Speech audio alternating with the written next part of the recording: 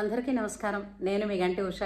నా మిత్రులకి, శ్రేయోభిలాషులకి, సబ్స్క్రైబర్స్కి మంచి మంచి కామెంట్స్ తోటి నా వీడియోస్ని అభిమానిస్తున్నటువంటి అభిమానులందరికీ కూడా కృతజ్ఞతలు, శుభాభినందనలు. మరియు రేపే కదా ఉగాది విశ్వావసు నామ నూతన సంవత్సర శుభాకాంక్షలు మనందరికీ కూడా. రేపు పొద్దున్నే చాలా హడావిడి కదా మనందరికీ కూడా. ఒకటి, ఉగాది పచ్చడి చేసుకోవాలి, పంచాంగ శ్రవణం చేయాలి. 2, వసంత నవరాత్రుల ప్రారంభం కూడా రేపటి నుంచే. ఇంకా నవరాత్రుల దీక్షలు ఉండేవాళ్ళు ఇవి కూడా చేసుకుంటారు. మొత్తం మీద రేపు రోజంతా చాలా చాలా హడావిడిగా ఉంటుందండోయ్. మళ్ళా శ్రీరామనవమి నాడు రామ కళ్యాణం వరకు కూడా ఈ లోపల సుందరకాండ పారాయణ చేసుకునేవాళ్ళు. చాలా హడావిడి, చాలా సరదాగా, సంతోషంగా, ఆహ్లాదంగా జరుగుతుంది. సరే, మనం రామాయణం చెప్పుకుంటున్నాం కాబట్టి గత వీడియోలో ఎంతవరకు చెప్పుకున్నామంటే, రామలక్ష్మణులు ఇద్దరూ కూడా శబరి ఆశ్రమాన్ని, అంటే మతంగ మహర్షి ఆశ్రమాన్ని చూడడం, శబరితో సంభాషణ, అక్కడి నుంచి వాళ్ళు ఋషిముఖ పర్వం దిశగా వాళ్ళ ప్రయాణాన్ని ముందుకు సాగించారు. అయితే ఋషిముఖ పర్వతం మీద నుంచి, అంటే సీతాదేవిని లంకకి రావణుడు తీసుకెళ్తున్నప్పుడు ఋషిముఖ పర్వతం మీద నుంచి వెళుతున్నప్పుడు విమానం, అంటే ఆ రథం, రావణుడి రథం, ఆమె ఏం చేసిందంటే తనవి కొన్ని ముఖ్యమైన ఆభరణాలని తీసి తన చీర కొంగును కొంచెం చించి అందులో వేసి మూట కట్టి ఈ పర్వతం మీద అక్కడ కొన్ని వానరాలు కూర్చున్నాయి.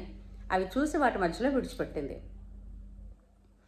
ఎవరు అనంటే సుగ్రీవుడు, హనుమ వంటి ప్రముఖులు ఉన్నారు ఆ పర్వతం మీద.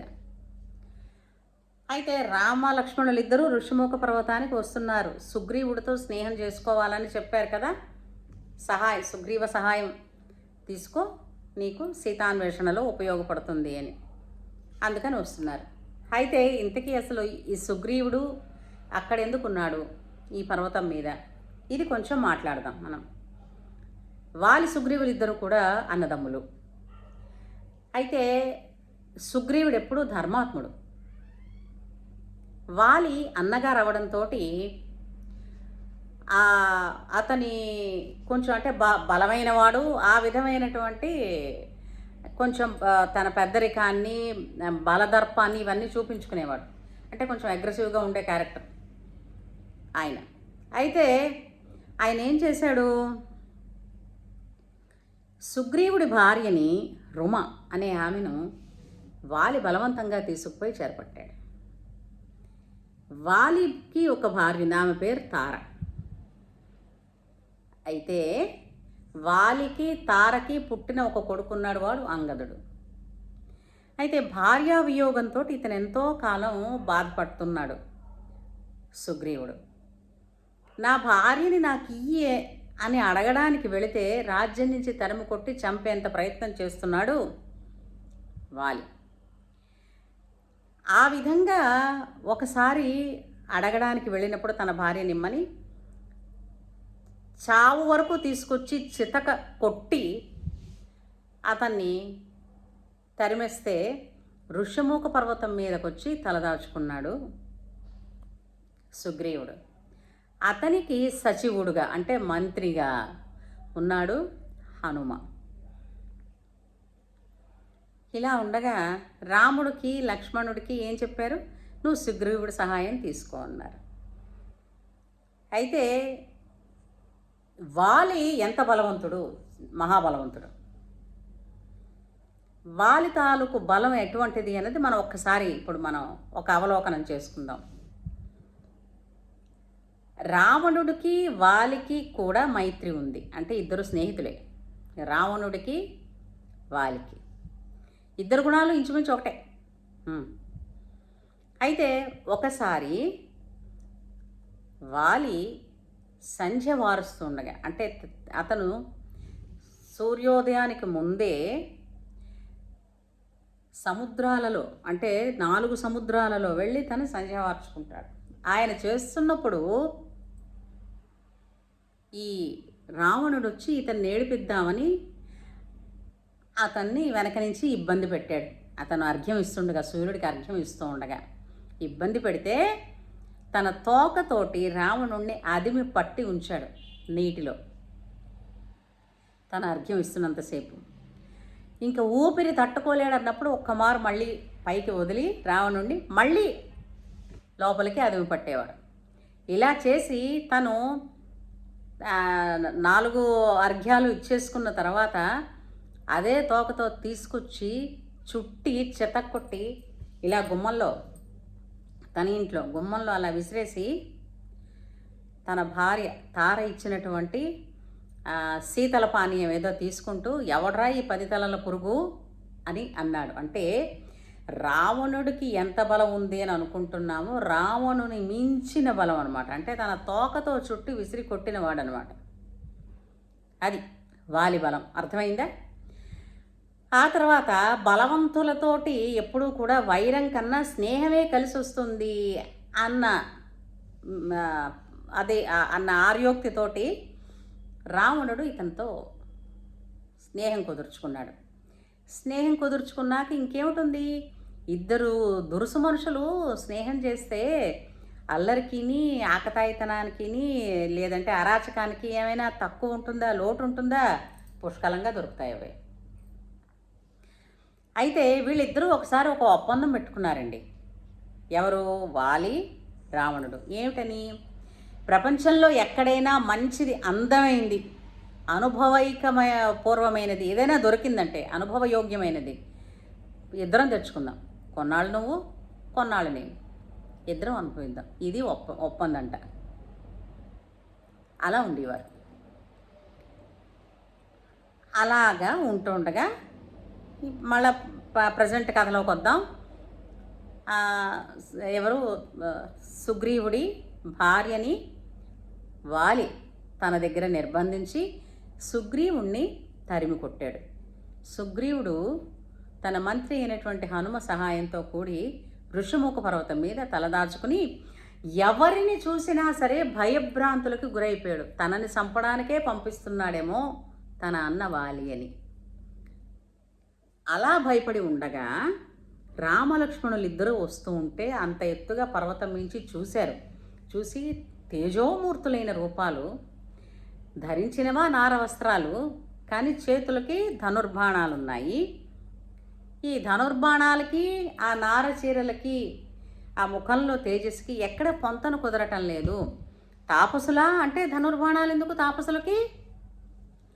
ధనుర్బాణాలు ఉంది, తేజస్సు ఉంది, వాళ్ళు రాజకుమారులా అంటే తాపస వేషంలో ఉన్నారు.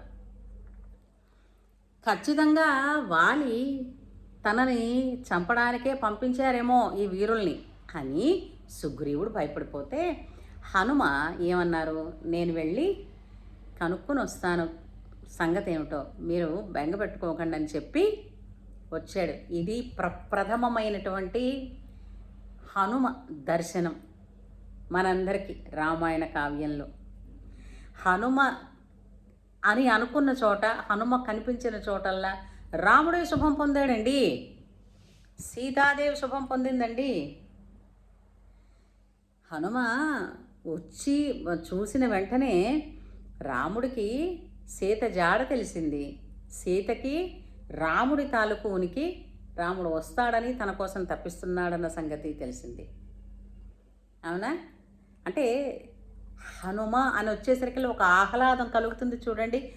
అందుకే పద్యంలో చెప్పారు, మనోజవం మారుత తుల్య వేగం జితేంద్రియం బుద్ధిమతాం వరిష్టం వాతాత్మజం వానరయూధ ముఖ్యం శ్రీరామదూతం శిరసా నమామి. హనుమ వచ్చి బ్రాహ్మడి వేషంలో వచ్చి వీళ్ళ కుశలాలు తెలుసుకుంటూ ఉండగా, హనుమ నవవ్యాకరణ పండితుడు. అతనికి ఎక్కడ, ఎప్పుడు, ఎలా, ఎంత మాట్లాడాలి, ఆ మాటలో ఆ ఒక వాక్యంలో ఏ పదాన్ని ముందు పెట్టాలి, ఏ పదంతో ఆ వాక్యాన్ని పూర్తి చేయాలి అన్నది క్షుణ్ణంగా తెలిసినటువంటి పండితుడు, నవవ్యాకరణ పండితుడు, సాక్షాత్తు సూర్యభగవానుడి శిష్యుడు. అయితే అతని మాట తీరు చూడగానే హనుమా అని పలకరించారు రాముల వారు. తనను పేరుతో పెట్టి పిలిచిన వారే నాకు నా గురువు, నా దైవం అని రాముడి దర్శనం పొందినందుకు హనుమ అంతా ఇంత కాదు ఆనందపడిపోయాడు. అయితే చాలా ఆనందంగా ఉంది కదండి మనకు కూడా. ఎంత వేగం ఇంకా సుందరకాండ వచ్చేస్తోంది మనకి వినడానికి. సుందరమైనది సుందరకాండ అండి. నిజంగా ఎన్నిసార్లు చదివినా, ఎన్నిసార్లు పారాయణ చేసినా మళ్ళీ మళ్ళీ కొత్తగానే ఉండేటటువంటి సుందరకాండ. అసలు రామాయణం అంతా అలాగే ఉంటుందనుకోండి, రమణీయమే రామాయణం అంతాను. అయితే తన భుజాల మీద కూర్చోపెట్టుకుని రామలక్ష్మణులని ఇద్దరినీ కూడా ఋష్యమూక పర్వతం మీదకి తీసుకొచ్చాడు సుగ్రీవుడి సన్నిధికి. సుగ్రీవుడు వీళ్ళు వచ్చేస్తున్నారు తెచ్చేస్తున్నాడు అని చెప్పి మళ్ళీ అక్కడి నుంచి కూడా మరో పర్వతం మీదకి గెంతేశాడు. ఎందుకని ఏమో హనుమ అన్నాడు, వీరు మన సహాయం కోసం వచ్చిన వాళ్ళు, నీ సహాయం కోసం వచ్చారు, వీళ్ళు రామలక్ష్మణులు, అందుచేత నీకే భయమో లేదు, నువ్వు రా అని పిలిచారు. పిలిస్తే అప్పుడు సుగ్రీవుడు వీళ్ళున్న చోటకి వచ్చి కూర్చున్నాడు.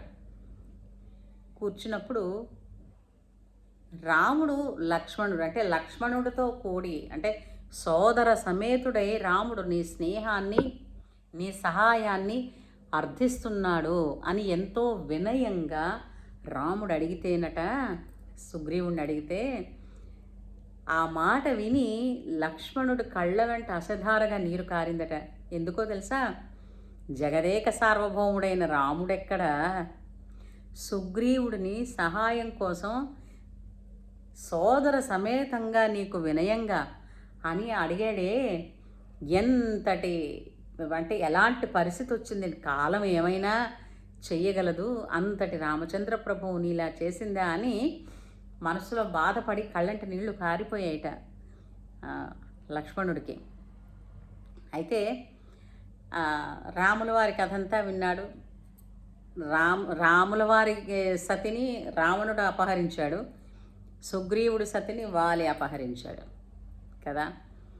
అందుకని మీరిద్దరూ మైత్రి చేసుకుంటే మీ మైత్రి వలన తిరిగి మీరు లాభం పొందుతారు అని హనుమ కూడా వారికి చెప్పడం వలన అయితే సరే నేను ఈ మైత్రికి ఒప్పుకుంటాను అని ఒప్పుకున్నాడు సుగ్రీవుడు. ఒప్పుకున్న తర్వాత ఆ అగ్నిహోత్రుడు సాక్షిగా రామ సుగ్రీవులు ఇద్దరి మధ్య మైత్రి కుదిరింది. మైత్రి కుదిరిన తర్వాత మొదటి ఒప్పందం ఏంటంటే, ముందు సుగ్రీవుడికి అన్న నుంచి ఉండేటటువంటి బెడద తప్పించి సుగ్రీవుడికి తన భార్యని తన రాజ్యాన్ని తనకి ఇప్పించి అప్పుడు తన భార్య కోసం సీతాన్వేషణ కోసం పంపించడానికి ఏర్పాటు అది జరిగింది. ఆ విధంగా వాళ్ళిద్దరికీ మైత్రి కుదిరినప్పుడుట అగ్నిహోత్రుడి సాక్షిగా రామ సుగ్రీవులు మైత్రి కలుపుతున్నప్పుడు ముగ్గురికి ఎడమ కన్ను అదిరిందట. ఒకళ్ళు వాలి, 2 రావణుడు, 3 సీతాదేవి. అంటే పురుషుడికి ఎడమ కన్ను అదిరితే అది కొంచెం ఇబ్బంది సూచిస్తుంది అంటారు. అదే స్త్రీకి ఎడమ కన్ను అదిరితే లాభాన్ని సూచిస్తుంది అంటారు. సో రామ సుగ్రీవ మైత్రి వాలికి రావణుడికి కంటకం, సీతాదేవికి కళ్యాణం. కళ్యాణం అంటే ఇక్కడ శుభం. ఇది ఇక్కడ ఈ శుభవార్తతో ఇక్కడ మనం ఆపుకొని మిగతాది మరో వీడియోలో చర్చించుకుందాం. ఏమంటారు? జై శ్రీరామ్. ఈ కథ విన్న వాళ్ళందరూ కనీసం లైక్ చేసి జై శ్రీరామ్ అనైనా పెట్టండి. ఆ జై శ్రీరామ్ అని అన్నంత మాత్రాన మన సొమ్మేం పోదుగా, రాముడు సంతోషిస్తాడు. ఏమంటారు? జై శ్రీరామ్.